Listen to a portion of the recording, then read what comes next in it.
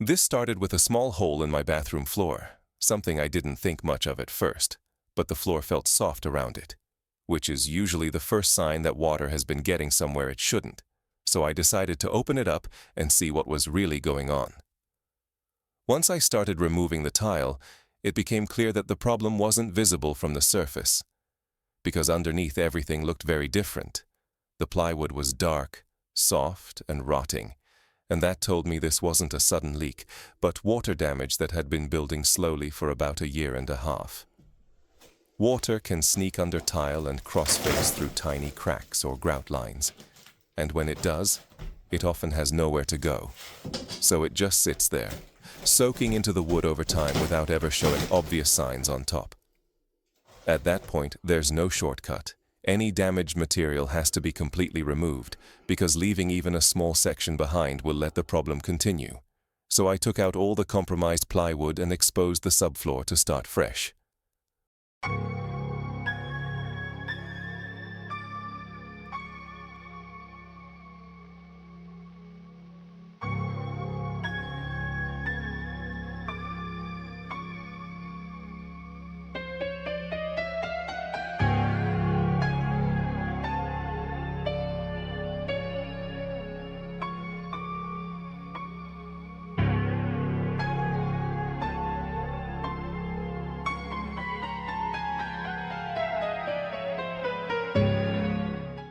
Once everything damaged was gone, I installed new plywood, making sure it was properly fitted and secured.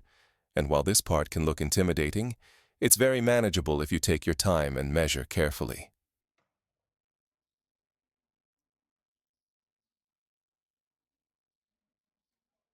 Before putting any flooring back, I focused on protection.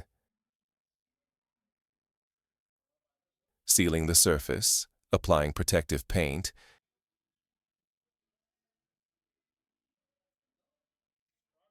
and adding plastic barriers where needed, because this step is what prevents moisture from getting trapped again and turning into the same problem later. After finishing the bathroom, I realized something important. The damage didn't stop there.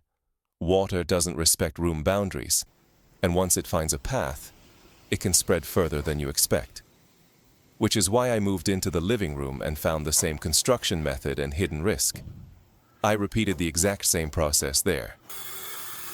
Removing the floor, replacing the plywood, and sealing everything properly, and once you understand the system, the repair becomes consistent rather than overwhelming. This wasn't a project I planned, but fixing it the right way now prevents much bigger issues in the future, and if you're dealing with soft floors, hidden water damage, or considering a DIY floor replacement, this is absolutely something you can handle step by step without cutting corners.